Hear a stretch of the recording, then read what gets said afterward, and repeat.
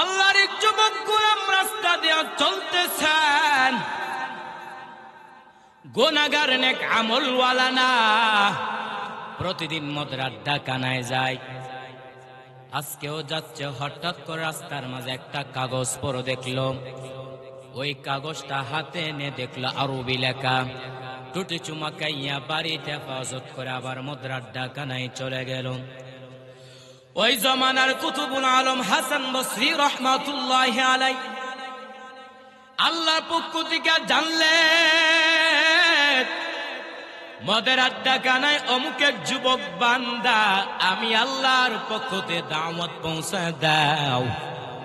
হাসান বসরি গভীর রাতে মদের আড্ডাখানায় চলে গেলেন। গেটের সামনে দাঁড়ানোর উপর সব মদ পানকা চিনে ফেললো। আমগো দেশের বড় হুজুর এখানে কেন, সবাই চিনে ফেলেছে। দেশের মধ্যে কি চাঁদাবাজ সন্ত্রাসী, তারা ভালো করেছে। ভালো আলেমের কাছে গোপনে হাতে আনে দোয়া নেই, যে কারণে তো গজবে দোয়া করা হলো, একটা গজব ওদের মাথায় পড়ে না। ওই যে কোটি কোটি টাকা দান সদকা করে আবার ভালো ভালো আলেমের কাছ থেকে দোয়া নেই।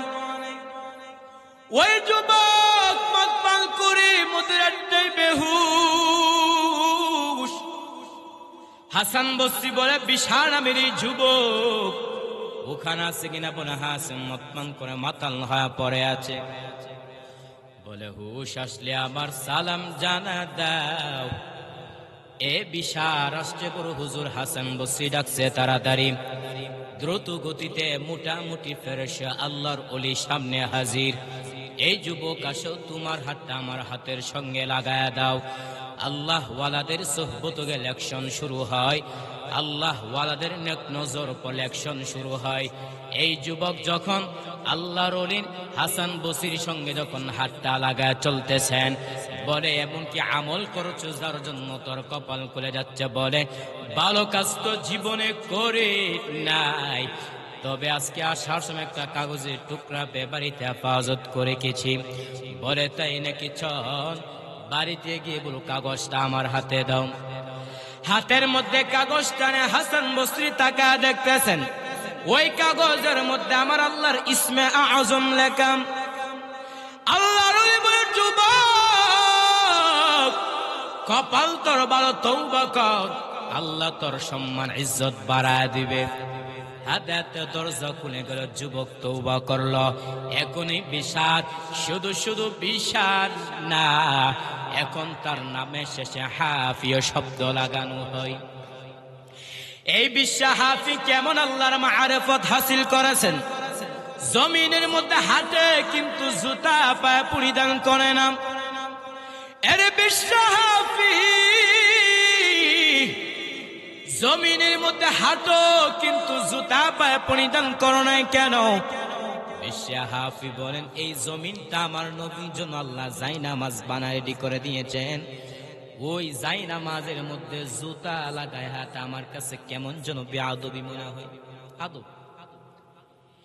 এই বিশ্বা হাফি একদিন চলে গেলেন ওই জামানার একজন ফকিহুল উম্মাহ ইমাম আহমদ বিন হাম্বল রহমাতুল্লাহি আলাইহি দরজগায় খানকায়। ইমাম আহমদ বিন হাম্বল বিশ্বা হাফিকে দেখার পরে দাঁড়ায় গেলেন, সম্মানের সাথে বসাইলেন, মেহমানদার আপ্যায়ন ব্যবস্থা করলেন।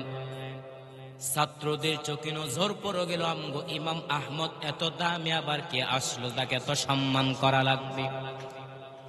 বিশ্বা হাফি বিদায় হওয়ার পর ছাত্ররা বললেন, হযরত কাকে এত সম্মান? বলে, তোমরা কি শোনো নাই বুজুর্গ বিশ্বা হাফি তিনি আসছে। হযরত আপনার মতো বড় আলেম কেউ নাই। ইমাম আহমদ বিন হাম্বল বলে, ছাত্র ভাই শুনে নাও, আমি ইলমের লাইনে যদিও আগানো, কিন্তু মারিফতের লাইনে বিশ্বা হাফি আমার থেকে আগানো। ছাত্রদের মধ্যে শুরু হয়ে গেল, একটু টেস্ট করি তো। হযরত যাব তাকে কিছু প্রশ্ন করার জন্য। ছাত্ররা রেডি হয়ে গেলেন, বিশ্বা হাফির দরবারে যাবে কিছু প্রশ্ন করার জন্য। ও ছাত্র ভাই, আদব ওয়ালা জিন্দেগির বড় দাম। বিশ্ব হাফের দরবারে ছাত্র রওয়ানা। ইমাম আহমদ বিন হাম্বল বলে খবরদার যেন বেয়াদবি না হয়। খানাকায় গিয়ে দাঁড়ালেন আর বললেন, আমরা ইমাম আহমদ বিন হাম্বলের ছাত্র বলে বসেন। তিনিও তাদেরকে মেহমানদের আপ্যায়ন ব্যবস্থা করলেন আর বললেন, হযরত আপনার অনেক নাম শুনলাম, আসছে একটু প্রশ্ন করার জন্য বলে করেন। এক নাম্বার প্রশ্ন, নামাজের মধ্যে ওয়াজিব ছুটে গেলে কি করা লাগবে? বিশ্বে হাফি হিকমতের সাথে জবাব দেওয়া শুরু করলেন, কারণ তাকওয়ার পাওয়ার আছে, আর যার ভিতরে তাকওয়ার পাওয়ার আছে তার মধ্যে ওই সে একটা ক্ষমতা আছে, যে ক্ষমতাকে কোরআনে বলা হয় ফুরকান। ইয়া আইয়ুহাল্লাযীনা আমানু ইন তাত্তাকুল্লাহ ইয়াজআল লাকুম ফুরকানা। ফুরকানের সম্পদ মা মা'নাল ফুরকান হুয়া নূরুম মিন ইলাহিন। আল্লাহ পক্ষ থেকে একটা নূর, বলে এটা দিয়ে কি করবে? মা বিহি ফুররিকা বাইনাল হক ওয়াল বাতিল। ফুরকান নামক ওই সম্পদ দিয়ে বান্দা পার্থক্য করে একা একা বহু দূরে চলে যাবে। বিশ্বহাবি বলেন, ছাত্র ভাই, যদি তোমরা এই প্রশ্নটা তোমাদের ইমাম আহমদ বিন হাম্বলকে প্রশ্ন করো, তিনি ফতোয়ার কিতাব থেকে দলিল দিবেন নামাজের মধ্যে সেজদায় সাহু দিলে নামাজ সঠিক হয়ে যাবে। আর যদি আমি বিশ্বহাফিকে প্রশ্ন করো, আমি বলবো তোমাকে আগে পিটানো দরকার, মাওলার সামনে দাঁড়াইয়া কেন বেয়াদবি করলি? আগে তোমাকে পিটানো দরকার, মাওলার সামনে দাঁড়াইয়া কেন বেয়াদবি করলি? ছাত্র বলে, হযরত বুঝতে পারলাম। দুই নাম্বার প্রশ্ন, নেশাব পরিমাণ মাল থাকলে কতটুকু সম্পদ যাকাত আদায় করতে হবে? বিশ্বে হাফি বলেন, ও ছাত্র ভাই, যদি তোমরা এই প্রশ্নটা তোমাদের ইমাম আহমদ বিন হাম্বলকে প্রশ্ন করো, তিনি ফতোয়ার কিতাব থেকে দলিল দিবেন 40 ভাগের 1 ভাগ যাকাত আদায় করলে হয়ে যাবে। আর যদি আমি বিশ্বে হাফিকে প্রশ্ন করো, আমি বলবো মাওলার দরবারি দিবে তো বাগাবাগি কিসে? সব দিয়ে দাও, এত বাগাবাগি কিসে? তাদের ভিতরে যেমন আদব ছিল, আদব থাকতে হবে। এরে নবীর উম্মতের দাস, এজন্য সুখে দুঃখে সর্বাবস্থায় কাকে স্মরণ করতে হবে? আর হুজুরে বলেন, আম্মা ইজিবুল মুস্তাররা ইযা দাআহু ওয়া ইয়াকশিফুস সুফ। বান্দা যখন নিরুপায় হয়ে আল্লাহকে ডাক দেয়া বলে, ও মালিক, তুমি ছাড়া আমার কেউ নাই। এইভাবে যখন বান্দা নিরুপায় হয় ডাক দেয়, আল্লাহ তার ডাকে সাড়া দেয় কিনা? চিল্লায়া বলেন, আর জোরে বলেন। আরে নবীর উম্মতের দল, ইতিহাসের মধ্যে পাওয়া যায় জাকারিয়া সাহারানপুরী রহমতুল্লাহ একটা ঘটনা লিখেছেন। একজন কুলি আল্লাহর বান্দা ছিল, যে এই কুলি আল্লাহর বান্দার কাজ এক স্থান থেকে আরেক স্থানে মাল বহন করে নেওয়া। এক পর্যায়ে কুলি আল্লাহর বান্দা যখন রাস্তা দিয়ে চলতেছেন, হঠাৎ করে একদিন ডাকাতের সাথে সম্মুখীন হয়ে গেল। ডাকাত তাকে এমন ভাবে এমন জায়গার মধ্যে তাকে নিয়ে উপস্থিত করলো। এবার কুলি আল্লাহর বান্দা বুঝতে পারলেন, এই ডাকাত মনে হয় সে আমাকে হত্যা করে ফেলবে এবং আমার সম্পদ নিয়ে যাবে। কুলি আল্লাহর বান্দা যুবক নিরুপায় হইয়া ডাকাতকে বলে, ডাকাত, আমার কচ্ছপ তুমি নিয়ে যাও এবং আমার সম্পদ নিয়ে যাও, তবে আমাকে তুমি একটু মুক্তি দাও, আমার জীবনটা তুমি ভিক্ষা দাও। এবার ডাকাত বলে, কুলি যুবক, তোমার মালও নিব, তোমাকে হত্যা করব, কচ্ছপ নিয়ে যাব। এবার কুলি আল্লাহর বান্দা যুবক বুঝতে পারলেন, ও ডাকাত আমাকে হত্যা করে ফেলবে, এবং আমার সব সম্পদ নিয়ে যাবে। কুলি আল্লাহর বান্দা ডাকাতকে বললেন, ডাকাত, যেহেতু আমাকে তুমি হত্যা করে ফেলবা, আমার সম্পদ নিয়ে যাইবা, আমার কচ্ছপ নিয়ে যাইবা, তাহলে আমাকে 2 রাকাত নামাজ আমাকে পড়ার সুযোগ দান করো। ডাকাত চমৎকার সুরে হাসি দিয়া বলতে লাগলো, তোমার মতো কত যুবক নামাজ পড়েছে, নামাজটাকে রক্ষা করতে পারে নাই। যাও তুমি 2 রাকাত নামাজ পড়ো, তোমাকে 2 রাকাত নামাজ পড়ার সুযোগ দান দিলাম। এবার কুলি আল্লাহর বান্দা নিরুপায় হয়ে আল্লাহর উপর ভরসা করার উপর, এবার কুলি আল্লাহর বান্দা সূরা ফাতিহা পাঠ করার উপর এবং আম্মা ইউজিবুল মুস্তাররা এই আয়াতটা পাঠ করার উপর নামাজটা শেষ করে ফেলল। হঠাৎ করে দেখতেছে একজন আল্লাহর বান্দা লোহার পোশাক পরিধান করে হাতের মধ্যে তীর নিয়ে ওই ডাকাত ব্যক্তিকে হত্যা করে ফেলল। কুলি আল্লাহর বান্দা যুবক ডাকাত ওই আগন্তুক ব্যক্তির কাছে যাইয়া তার কাছে বলতে লাগলো, তুমি কে? এবার আগন্তুক গোলাম আগন্তুক বান্দা বলে, যুবক আমি হইলাম তুমি যে সূরা ফাতিহার পরে আম্মা ইউজিবুল মুস্তাররা ইযা দাআহু ওয়া ইয়াকশিফুস সু, তুমি যে ওই আয়াতটা পাঠ করছো, আমি হইলাম ওই আয়াতের একজন নিয়োজিত ফেরেশতা। যখন কোন বান্দা যখন এই আয়াত যখন নিরুপায় হয় বিপদের মধ্যে মুসিবতের মধ্যে যখন ওই ব্যক্তি কোনো ব্যক্তি যখন পাঠ করে, আমি আল্লাহ তাআলার এই আয়াতের উসিলায় আমি ওই ব্যক্তিকে সহযোগিতা করি। এরে নবীর উম্মতের দল, শুধু একটা ঘটনা না, একটা ঘটনা না, লক্ষ লক্ষ হাজার হাজার ঘটনা আছে যারা নিরুপায় হয় আল্লাহকে ডাক দিছে, আল্লাহ তাআলা তার ডাকে সাড়া দিছে কি? হ্যাঁ, আল্লাহ তো বলতেছেন, কুল আরাইতুম ইন আসবাহা মাউকুম গাওরান ফামাই ইয়াতিকুম বিমাইম মাঈন। এরে বান্দা তুমি কি দেখো না? কুল, হে নবী আপনি বলুন, আরাইতুম তুমি কি দেখো না? ইন আসবাহা যখন পতিত হয়েছিল মাউন পানি, ফামাই ইয়াতিকুম বিমাইম মাঈন, আবার আমি নির্দিষ্ট সময় আবার ভূগর্ভে জমিন থেকে পানি বের করে ফেললাম, তোমরা কি দেখো না? এরে নবীর উম্মতের দল, কত আল্লাহর বান্দা যুবক নিরুপায় হয়ে যখন আল্লাহ এবং তার নবীকে ডাক দিয়েছেন, আল্লাহ তার ডাকে সাড়া দিয়েছেন। একটা হাদিস একটা ভালো করে শ্রবণ করেন। এরে নবীর উম্মতের দল, যায়েদ বিন সাবিত রাদিয়াল্লাহু তাআলা আনহু যখন তিনি তায়েফের মধ্যে যখন সফররত ছিলেন, ডাকাতের সম্মুখীন হয়ে গেল। এবার ডাকাত যখন যায়েদ বিন সাবিতকে যখন আক্রমণ করতে আসবে, এবার যায়েদ বিন সাবিত ইয়া আরহামার রাহিমিন বলতে লাগলো। হঠাৎ করে একটা উচ্চ আওয়াজ আসলো, ডাকাতকে সম্মুখীন করে বলল, লা তাকতুলুহু, তুমি তাকে হত্যা করিও না। কি বলতেছেন? যায়েদ বিন সাবিত যখন ডাকাত যখন যায়েদ বিন সাবিতকে আক্রমণ করবে, তায়েফের মধ্যে যখন সফররত ছিলেন, তখন ইয়া আরহামার রাহিমিন বলার পরে হঠাৎ করে এক আওয়াজ আসলো, ডাকাতকে সম্বোধন করে, এরে ডাকাত, লা তাকতুলু, তুমি তাকে হত্যা করিও না।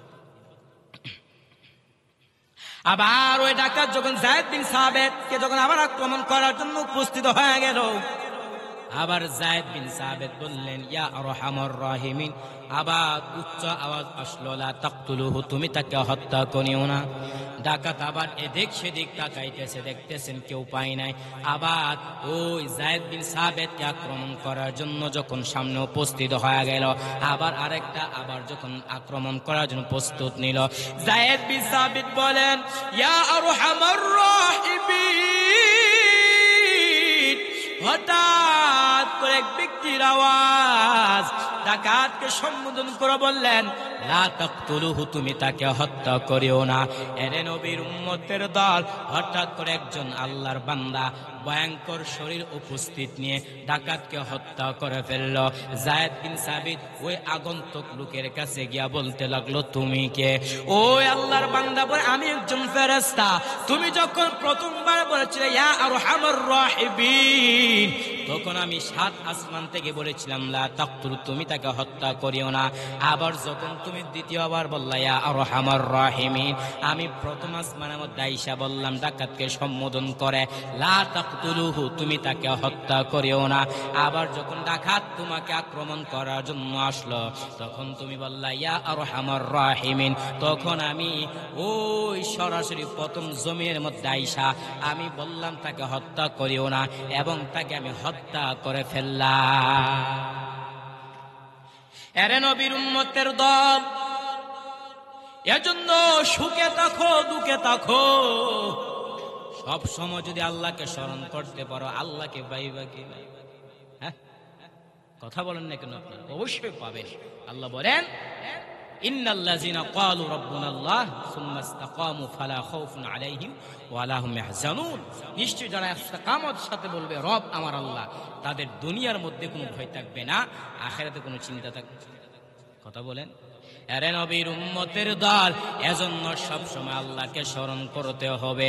আল্লাহ তাআলা বলেন ইন্নাল ইনসানা খুলিকা হালুআন ইযা মাসসাহুল খায়রু মানুআন ওয়া ইযা মাসসাহুশ শাররু জাজুআন। মানুষকে আল্লাহ সৃষ্টি করে বানাইছেন দুর্বলতার সাথে। যখন বান্দাকে যখন ধনী যখন ভালো অবস্থা চলে আসে তখন ওই আল্লাহর বান্দা কি হয়ে যায়? হ্যাঁ, কৃপণ হয়ে যায়। আবার যখন ওই বান্দাকে যখন কোনো পরীক্ষা করে তখন ওই যুবক কি হয়ে যায়? ভীত সন্ত্রস্ত হয়ে যায়। এরে নবীর উম্মতের দল, এজন্য সবসময় আল্লাহকে স্মরণ করতে হবে। আল্লাহ তাআলার কাছে স্মরণ কইরা আল্লাহকে ডাইকা নিজের জীবনটাকে যদি আপনি পরিচালিত করতে পারেন, আপনার জীবনের সফলতা চলে আসবে। কিন্তু বান্দা, যদি আপনার জীবনের সফলতা যদি আপনি পেতে চাও তাহলে আল্লাহ তাআলার উপর ভরসা করতে হবে, সব সময় ইস্তেকামত থাকতে হবে। আল ইস্তেকামাতু খায়রুম মিন আলফি কারামাহ, ইস্তেকামত হচ্ছে 1000 কারামত চেয়ে উত্তম। অতএব বান্দা ইস্তেকামত থাকতে হবে। কি থাকতে হবে? কারো ভিতরে যদি ইস্তেকামত না থাকে তাহলে কিন্তু, যদি কারো ভিতরে ইস্তেকামত না থাকে তাহলে কিন্তু সে নামাজ পড়তে পারে না। কথা বলেন, পারবে? আজকে যখন তার ভিতরে যখন ইস্তেকামত থাকবে না তখন সে বলবে আমি বাসায় নামাজ পড়বি। যখন আস্তে আস্তে বলবে ফরজ তো পড়েই চলবে, সুন্নত পড়া লাগবে না, আস্তে আস্তে সে ফরজ থেকে শুরু করে সুন্নত থেকে সহকারে মুস্তাহাব আমল সে করবে না। মুস্তাহাব আমল করবে তো দূরের কথা, আস্তে আস্তে সে বলবে ফরজ যত এখন পড়ি নাই, কিছুক্ষণ পরও করতে পারো। তার কারণ কি? এই যে ইস্তেকামত নাই। তাহলে ইস্তেকামত অনেক দামি একটা সম্পদ। এই ইস্তেকামত কেমন দামি সম্পদ? আমরা যখন, আমি বিশেষ করে যখন ইফতা পড়তাম মুফতি নোমান কাসিম হাফিজুল মাদ্রাসার মধ্যে, তখন এই মাদ্রাসার প্রধান যে মুফতি ছিল ওনার বড় ওর মধ্যে আলমারির মধ্যে লেখা আছে আল ইস্তেকামাতু খায়রুম মিন আলফি কারাম। ইস্তেকামত হচ্ছে 1000 কারামত থেকে উত্তম। কারণ ইস্তেকামত থাকলে আপনার সব সম্ভব। আর যদি ইস্তেকামত না থাকে তাহলে আপনি নামাজও পড়তে পারবেন না, নফল থেকে শুরু করে মুস্তাহাব থেকে শুরু করে কয়েকদিন পর আপনি ফরজও ছাড়তে বাধ্য হবেন। ঠিক নেই? এজন্য সুখে দুঃখে সর্বাবস্থায় স্মরণ করতে হবে কাকে? আরো জোরে বলেন, আল্লাহকে স্মরণ করতে হবে। আল্লাহকে স্মরণ করতে বলে আল্লাহ জাহান্নাম থেকে মুক্তি দিবে। জাহান্নাম কেমন পরিস্থিতি হবে শুনবেন। মুস্তাদুল ইমাম ইমামে আযম আবু হানিফা রাহমাতুল্লাহি আলাইহি একটা হাদিস এনেছেন, জাহান্নামের মধ্যে 2টা বান্দা জাহান্নামের মধ্যে জ্বলতেছেন আর বলতেছেন ইয়া হান্নান, আর বলতেছে ইয়া মান্নান। এরে নবীর উম্মতের দল, ওই সাইয়্যিদুল মালায়েকা হযরত জিবরাইল আলাইহিস সালাতু ওয়াস সালাম ওই জাহান্নামের মধ্যে যখন শুনলেন জাহান্নামের মধ্যে 2টা বান্দা জাহান্নামের মধ্যে জ্বলতেছে আর বলতেছে ইয়া হান্নান, আর বলতেছে ইয়া মান্নান, এই দৃশ্য দেখার পর জিবরাইল আমিন আবার আমার আল্লাহর আরশ আজিমে সামনে সিজদায় পড়ে যাবেন। আমার মালিককে বলবে ও মালিক, জাহান্নামের মধ্যে আপনার বান্দা 2টা বান্দা যুবক জাহান্নামের মধ্যে জ্বলতেছে আর বলতেছে ইয়া হান্নান, আর বলতেছে ইয়া মান্নান। এই দৃশ্য দেখার পর আল্লাহ তাআলা জিবরাইল আমিনকে বলবে, ও জিবরাইল আমিন, ওই দুইটা বান্দাকে আমার সামনে হাজির করো। জিবরাইল আমিন ওই দুইটা বান্দাকে আবার আমার আল্লাহর জিবরাইল জাহান্নামের মালিক ফেরেশতাকে বলবে, ও মালিক ফেরেশতা, জাহান্নামের মধ্যে ঢুকে যাও। জাহান্নামের মধ্যে ঢুকার পর ওই দুইটা বান্দাকে আবার সামনে নিয়ে আসো। মালিক ফেরেশতা জাহান্নামে প্রত্যেকটা আনাচে কানাচে খুঁজতে থাকবে, কিন্তু ওই দুইটা বান্দার বডিগুলো খুঁজে পাবে না। এক পর্যায়ে জিবরাইল আমিন আবার আমার আল্লাহর আরশ আজিমের শব্দে সিজদায় পড়ে যাবে। আবার মালিককে বলবে, ও মালিক, জাহান্নামের মধ্যে ওই দুইটা বান্দাগুলো তো খুঁজে পাইতেছি না। আল্লাহ জিবরাইল আমিন কি বলে, জিবরাইল, ওই সময় আমার অনুমতি ছাড়া গিয়েছো, যাও যাও জাহান্নামের অমুক স্থানের মধ্যে গিয়ে দেখবা ওই দুইটা বান্দা জাহান্নামের মধ্যে জ্বলতেছে। আর ইয়া হান্নান, আর বলতেছে ইয়া মান্নান, ওই দুইটা বান্দাকে আমার সামনে নিয়ে আসো। জিবরাইল আমিন ওই জাহান্নামের মালিক ফেরেশতাকে যখন বলবে, মালিক ফেরেশতা জাহান্নামের অমুক স্থানের মধ্যে যা দেখবে দুইটা বান্দা জাহান্নামের মধ্যে জ্বলতে জ্বলতে একদম আগুনে আঙ্গার হয়ে গেছে। এবার মালিক ফেরেশতা ওই দুইটা আঙ্গারকে জিবরাইল আমিনের কাছে যখন নিয়ে আসবে, জিবরাইল আমিন ওই দুইটা আঙ্গার আমার আল্লাহ আরশ আজিমের সামনে যখন ওই দুইটা বান্দাকে আমার আল্লাহ আরশ আজিমের সামনে উপস্থিত করা হবে, ওই দুইটা বান্দা বলবে, ও মালিক, আপনার জাহান্নাম এত ভয়ঙ্কর, আয় আল্লাহ আমাদের সহ্য হচ্ছে না, আপনি আমাদেরকে একটু জান্নাতে নিয়ামতটা দান করেন। আল্লাহ বলবে, বান্দা, আমি আল্লাহ তো সুন্দর জমিন দিলাম, আমি আল্লাহ তো সুন্দর আসমান দিলাম, আমি আল্লাহ তো সুন্দর খাবারের ব্যবস্থা করলাম, এত সুন্দর নিয়ামত পাইয়া, এত সুন্দর খাবার পাইয়া আমি আল্লাহর ইবাদত করতে পারো নাই, আজকে তো তাদেরকে জান্নাত দেওয়া হবে না। ওই দুইটা বান্দাকে আল্লাহ বলবেন, আল্লাহ আল্লাহ ওই দুইটা ব্যক্তিকে সম্বোধন করে বলবেন, আমি আল্লাহ কি তোমাদেরকে অনর্থক বানাইলাম? আল্লাহ বলেন, আফা হাসিবতুম আন্নামা খালাকনাকুম আবাসাও ওয়া আন্নাকুম ইলাইনা লা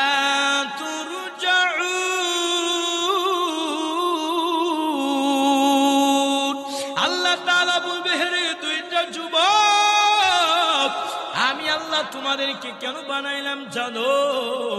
আমি আল্লাহ তোমাদেরকে বানাইলাম ইবাদত করার জন্য। আল্লাহ বলেন, ওয়ামা খালাকতুল জিন্না ওয়াল ইনসা ইল্লা লিয়াবুদুন। আল্লাহ বলবে, বান্দা, আমি আল্লাহ তোমাদেরকে বানাইলাম আমার ইবাদত করার জন্য।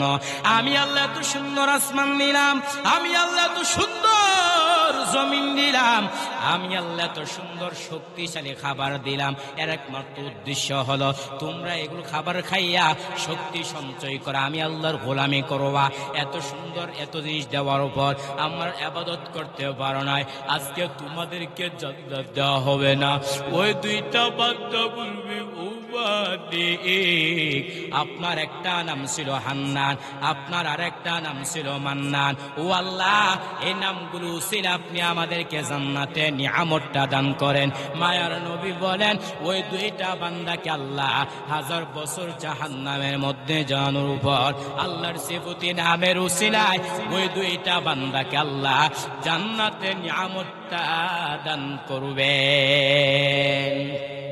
या इलाही तो मेरा माबूद है, या इलाही तो मेरा माशूक है, या इलाही मुझसे मुझको दूर कर ताकि देखो मुझ में तुझको एक नजर कुफ्र शिरक मेरे दिल से दूर कर मेरे दिल में इश्क हक गुलजार का। এজন্য আল্লাহ জাহান্নাম কারো সম্ভব সহ্য করতে পারবেন? এই মুরব্বী সহ্য করতে পারবেন? সহ্য করতে পারবেন না। অতএব জাহান্নাম আগুন ভয়ঙ্কর, সেই আগুন কাউকে ছাড় দিবেন। যেদিন আল্লাহ করছেন এটা হুঙ্কার দিবেন, লিমানিল মুলকুল ইয়াউম লিল্লাহিল ওয়াহিদিল কাহ্হার।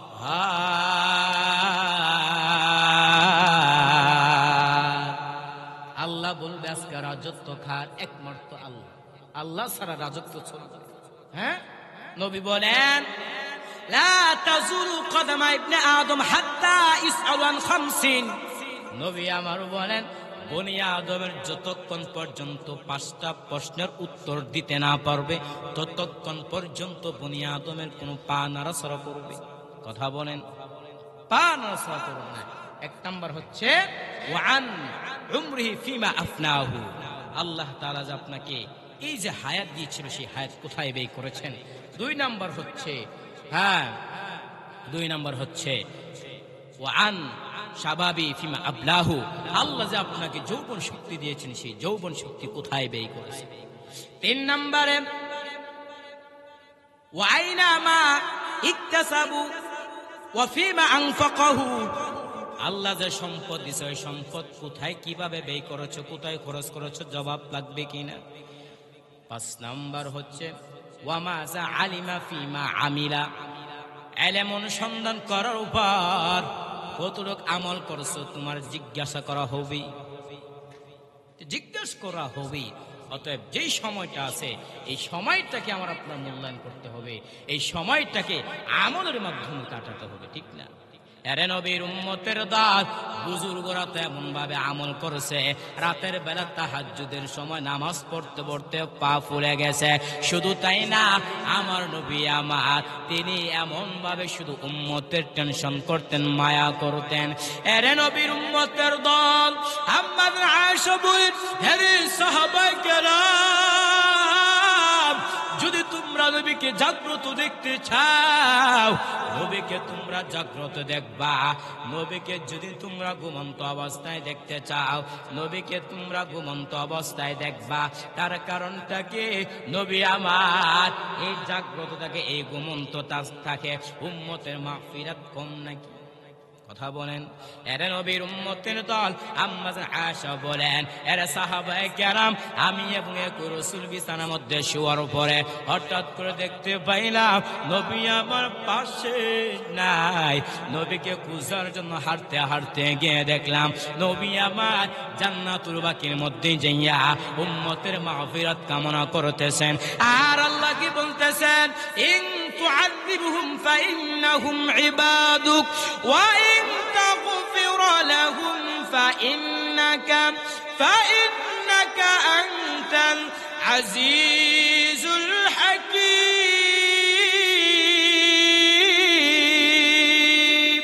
আল্লাহ কাছে বলতেছেন, আল্লাহ ইন তুআযিবহুম ফাইন্নাহুম ইবাদুক, ও আল্লাহ যদি আপনি তাদেরকে শাস্তি দেন তারা তো আপনার বড় বান্দা।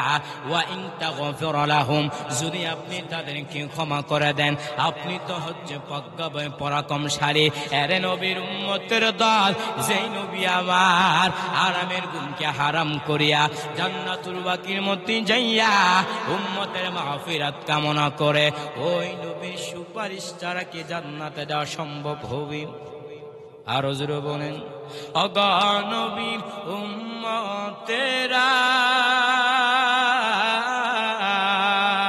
হয়ে আজি দিশাহারা, কুরআন হাদিসের যখন যাহা চাই মনে নবী বিনে কে দরাবে ফুল সিরাত মিজানে নবী বিনে কে দরাবে ফুল সিরাত মিজানে এমন এতিম নবী আমার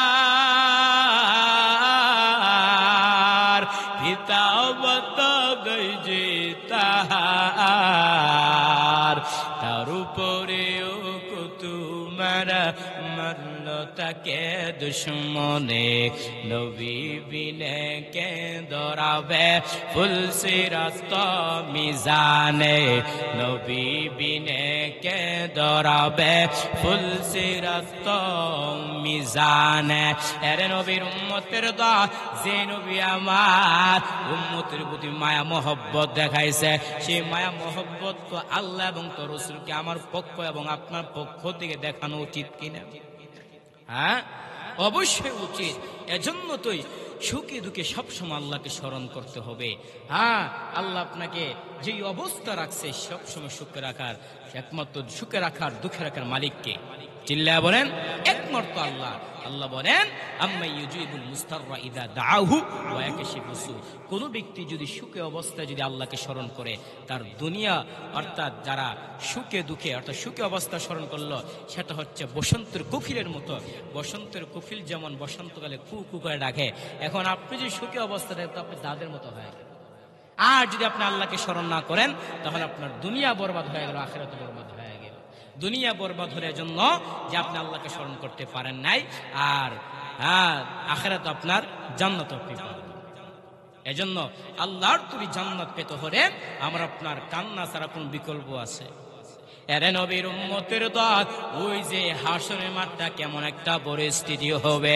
ইয়াউমা ফিরুল মারউ মিন আখিহি ওয়া উম্মিহি ওয়া আবিহি ওয়া সাহিবাতিহি ওয়া বানি। হাসরের মাঠটা এমন একটা পরিস্থিতি হবে, মা তার সন্তান থেকে পলায়ন করবে, বাবা তার সন্তান থেকে পলায়ন করবে, সন্তান বাবা থেকে পলায়ন করবে, স্বামী স্ত্রী তার পলায়ন করবে, স্ত্রী স্বামী থেকে পলায়ন করবে, স্বামী তার স্ত্রী থেকে পলায়ন করবে। এরে নবীর উম্মতের দল, শুধু তাই না, হাসরের মাঠে কেমন একটা পরিস্থিতি হবে। বর্তমানে একটা সূর্য 30 কোটি 9 লক্ষ মাইল উপরে সূর্য, কিন্তু এখন সূর্য নাই। হাসরের ময়দানে আল্লাহ সূর্যকে বলবে, সূর্য তোর যত তাপ আছে তুই জমিনের মধ্যে ছেড়ে দে। সূর্যের তাপে জমিনটা হয়ে যাবে তামা, গুনাহগারের মগজ বারের পাতের মারের মতো ঠাস ঠাস করে ফেটে যাবে, পেটের নারী বুড়ো পায়খানা রাস্তা দিয়ে বের হয়ে যাবে। শুধু তাই না, ওপর দিকে জাহান্নাম কঠিন হুঙ্কার মারে। আল্লাহ বলবে, ফেরেশতারা তোমরা জাহান্নামকে ভালোভাবে ধরো। 70,000 রহমতের ফেরেশতারা জাহান্নামকে ধরতে পারে না। জাহান্নাম বিকট আওয়াজ দেয়, জাহান্নামের আওয়াজে হাসরের ময়দানটা থরথর করে কেঁপে উঠবে। আমার আপনার নবী, মায়ার নবী সেজদা পড়ে কাঁদবেন আর বলবেন, আল্লাহ জাহান্নামকে ফিরাও। আমার একটা উম্মত জাহান্নামে গেলে আমি মুহাম্মদ আপনার তুমি জান্নাতে যাব না। আল্লাহ বলবেন, ও পয়গম্বর, ওয়ালা সাউফা ইউতিকা রাব্বুকা ফাতারদা। ও পয়গম্বর, আমি আল্লাহ আপনাকে বেজার করব না, আপনার একটা উম্মতের জাহান্নামে দেব না। আমার আল্লাহ তাআলা কুদরতি হাতের মাধ্যমে সামান্য একটু পানি দিয়া ফেরেশতাদেরকে দিয়ে বলবে, ও ফেরেশতারা তোমরা জাহান্নামে গিয়ে পানি ছিটায় দাও। ফেরেশতারা যখন জাহান্নামে পানিটা যখন গায়ে ছিটায় দিবি, জাহান্নাম পিছনে দৌড়াচ্ছে। ফেরেশতারা বলবে, ওরে মালিক, যে জাহান্নামকে 70,000 ফেরেশতারা জাহান্নামকে ধরতে পারে না, এটা কেমন পানি দিছ? এটা কি বেহেশতের পানি নাকি জমজমের পানি নাকি কাউসারের পানি? আল্লাহ বলবে, না রে ফেরেশতারা, এটা জমজমের পানিও না, এটা কাউসারের পানিও না, এটা বেহেশতের পানিও না। ওই পানিটা হলো আমার আখির জামানার পয়গম্বরের উম্মতের চোখের পানি। এজন্য চোখের পানি ফেলা কান্না করতে পারলে আল্লাহ জাহান্নাম থেকে মুক্তি দিবে। এজন্য আমি যে ছোট্ট একটা বিষয়কে সামনে রেখে আলোচনা করেছিলাম, সুখী দুঃখে সবসময় সমানভাবে অটল অবিচল থাকতে হবে কিনা, এবং পাশাপাশি সুখী দুঃখে সবসময় আল্লাহকে স্মরণ করার উদ্দেশ্যটা হচ্ছে একমাত্র আপনার মনকে খালিজ করে আল্লাহর ইবাদত করতে হবে। আল্লাহ বলেন, ওয়ামা উমিরু ইল্লা লিয়াবুদুল্লাহা মুখলিসিনা লাহুদ্দিন, একমাত্র দিনকে খালিজ করে একমাত্র আল্লাহর ইবাদত করতে হবে। ফাআম্মাল ইনসানু ইযা মাবতালাহু ফাআকরামাহু ওয়া নাআমা ফায়াকুলু রাব্বি আকরামান। আল্লাহ যখন আপনাকে বান্দাকে যখন বালা দিয়ে আনন্দ দিয়ে নিয়ামত যখন পরীক্ষা করে, তখন বান্দা বলে আল্লাহ আমাকে সম্মানিত করেছে। ওয়াম্মাল ইনসানু ইযা মাবতালাহু ফাকদারা আলাইহি রিজকাহ, আর বান্দাকে যখন রিজিক কমিয়ে দিয়ে যখন পরীক্ষা করে, তখন বান্দা বলে হায় রে, এই যে মানিকগঞ্জের মধ্যে হাসান ভাই বলে যে আল্লাহ কি আমাকে পাইছে, কেউ হাসান ভাই ঠিক না? হ্যাঁ, এই যে মানিকগঞ্জের মানুষ আসলাম, মানিকগঞ্জে বয়ান করতে আসলাম, হাসান ভাই বলে যে আল্লাহ কি আমারই পাইছে নাকি? অতএব আল্লাহকে সবসময় স্মরণ করতে হবে। আল্লাহকে সুখী দুঃখে সবসময় স্মরণ করার নামই হচ্ছে আপনি একজন আল্লাহর প্রিয় বান্দা। অতএব আল্লাহ তাআলা সবাইকে সুখী দুঃখে সবসময় আল্লাহকে স্মরণ করার তৌফিক দান করুক। ওয়া আখির দাওয়ানা আলহামদুলিল্লাহ।